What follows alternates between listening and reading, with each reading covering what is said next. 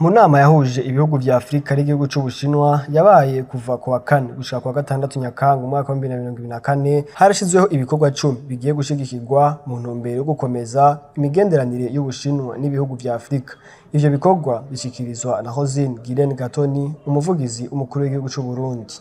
Ibikorwa vyo gushigikirana mu vyo guhanahana ubumenyi mu vy'intwaro bibereye n'imibano. Igice ca kabiri ni ibikorwa vyo gushigikirana mu vy'iterambere ry'urudandazwa.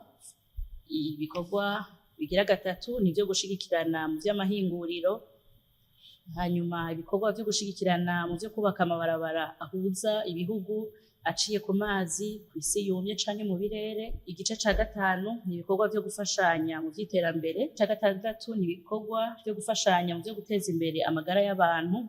N'ibikorwa vyo gushigikirana mu vyo guteza imbere igisata c'uburimyi ku neza y'abenegihugu. Igice c'umunani ni ibikorwa vyo gushigikirana mu vyo guhanahana ubumenyi, gushiraho ibigo vy'ubuhinga no guteza imbere imico kama. Ikindi gice ni ic'ibikorwa vyo gushigikirana mu vyerekeye iterambere ryitaho gukingira ibidukikije, n'ibikorwa vyo gushigikirana mu vyerekeye umutekano usanga. Kugira ngo imigenderanire y'ibihugu vy'Ubushinwa n'Uburundi ibandanye gutsimbatara, hari ibikorwa Ubushinwa bwemeye gukorera Uburundi. Ubushinwa mu ntumbero yo gushigikira Uburundi mu nzira y'iterambere bwatanze ingabire y'amayuani imiliyoni 100 kugira ngo gishigikire ibikorwa vy'iterambere mu Burundi.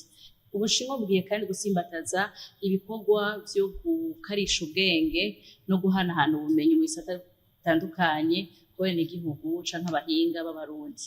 Ubushinwa bwaremeye kandi gushigikira igihugu c'u Burundi mu gusanura no kwagura ikibuga c'indege mpuzamakungu Melchior Ndadaye.